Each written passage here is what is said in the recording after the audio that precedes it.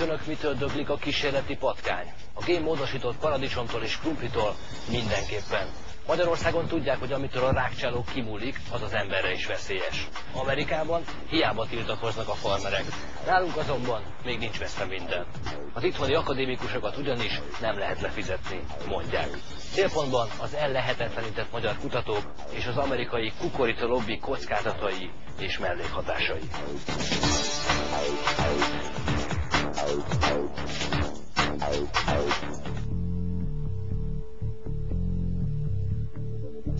Az Amerikai Egyesült Államok nagykövetasszonya 2003. március 4-én egy újságcikkben világossá tette: az amerikai biotechnológiai termékek biztonságosak.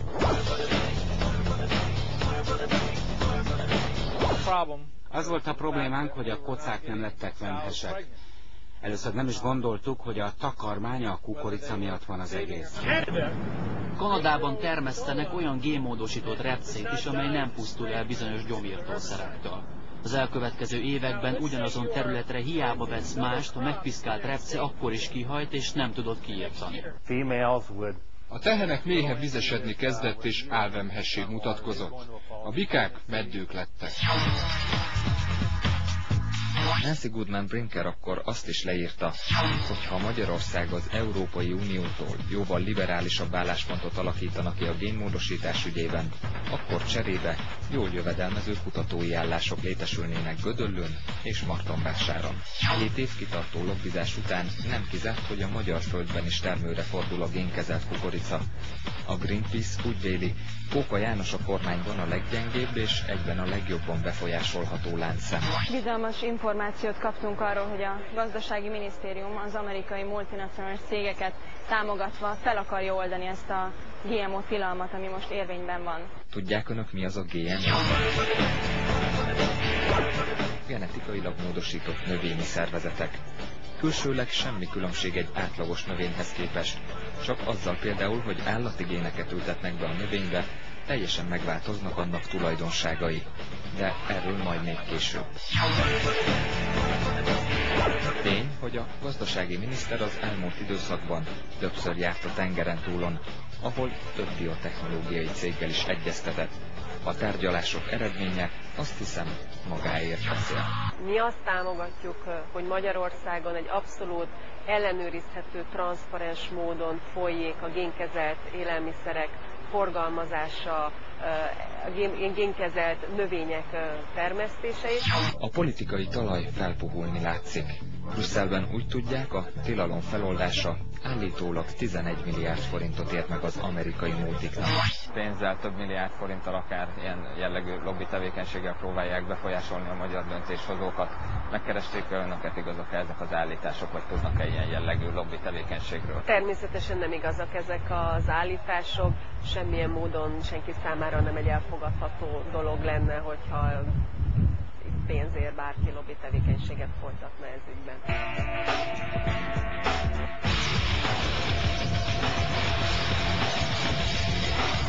Véleményem szerint ez az egyetlen egy kincs, ami még itt a magyar földön megtalálható, hogy a génmanipulált termékek, tehát vető magalapanyagok nem kerültek be Magyarországra. Az amerikai agrármultik nem bíznak a véletlenben. A probléma gyökeréig szeretnének leásni. A cégek már a független tudósokat, a magyar akadémikusokat is támadják.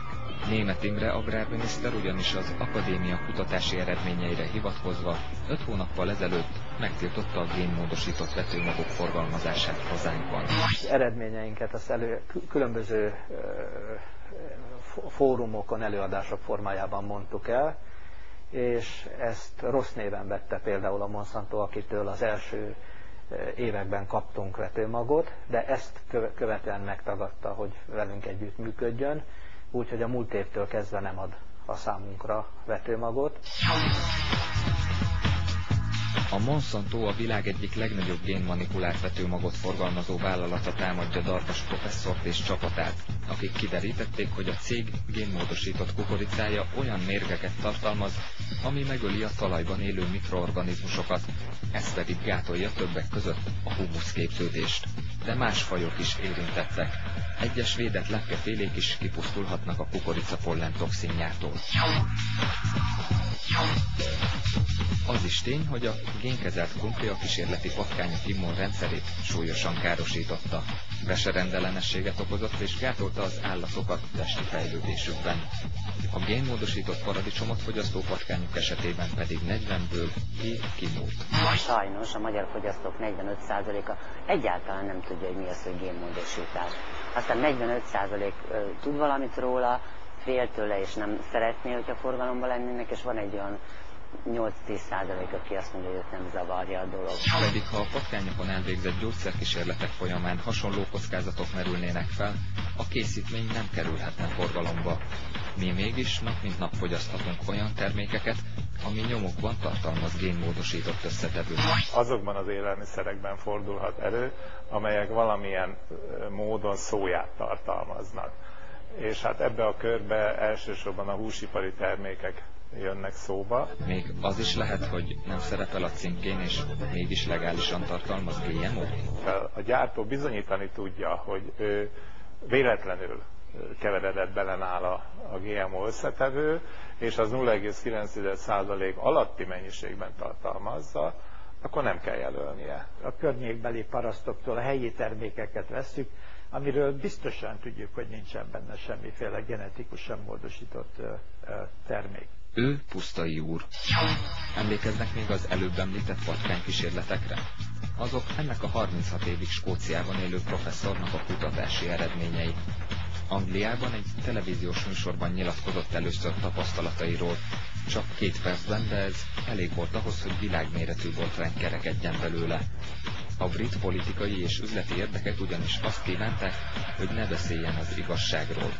A lobby megfenyegette és ellehetetlenítette.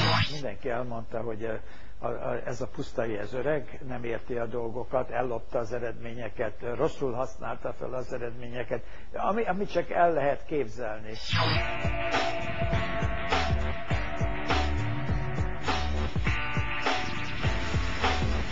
A politikusok könnyen behódoltak, hiszen kell az agrárlobbi pénze a választási kampányhoz. Darvas professzor úr azonban úgy látja, hogy a Monsanto a politikai nyomásgyakorlás mellett egy másik kiskaput is keresett, hogy a Földművelésügyi Minisztérium januári rendeletét hatástalanítsa. A megoldás: készíts új hatástanulmányt álszakemberekkel. A géntechnológiai törvénymódosítással együtt kiküldött akadémiai, úgynevezett akadémiai állásfoglalás voltak éppen nem a Magyar Tudományos Akadémia tényleges állásfoglalása, dacára annak, ahogy az FVM ezt elküldte, hanem azt az akadémiának egy ad hoc bizottsága bocsájtotta ki. Ezen a területen olvasatlanok, és igazából egy-egy kiragadott közleményre, ami számukra kedvező, azokra az irodalmi közleményekre hivatkozva próbálják azt bizonyítani, hogy erre a típusú fejlesztésre szükség van. A Monsanto magyarországi képviselőivel többször is egyeztettünk. Eleinte azt ígérték, hogy válaszolnak kérdéseinkre és megvédik álláspontjukat. Aztán végül mégsem álltak kameránk elé. Érzésünk szerint az anyavállalat jelenleg Budapesten tárgyaló vezetői tiltották meg Czepó Mihálynak, a Monsanto magyarországi igazgatójának, hogy nyilatkozzon, folyamatban lévő peres ügyekre hivatkozva.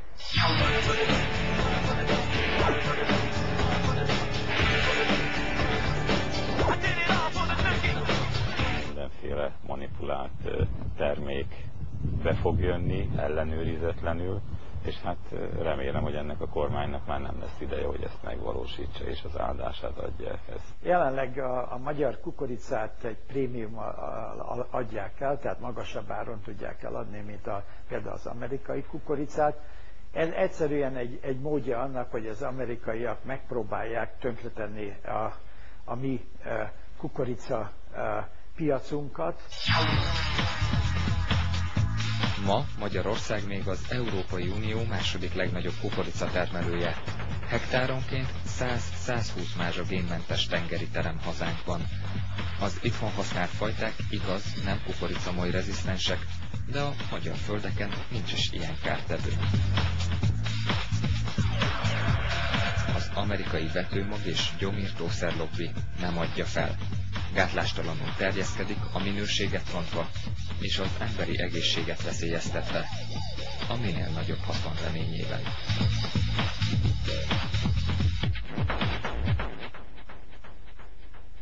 Ez volt a célpont. Köszönöm figyelmüket. Viszlát!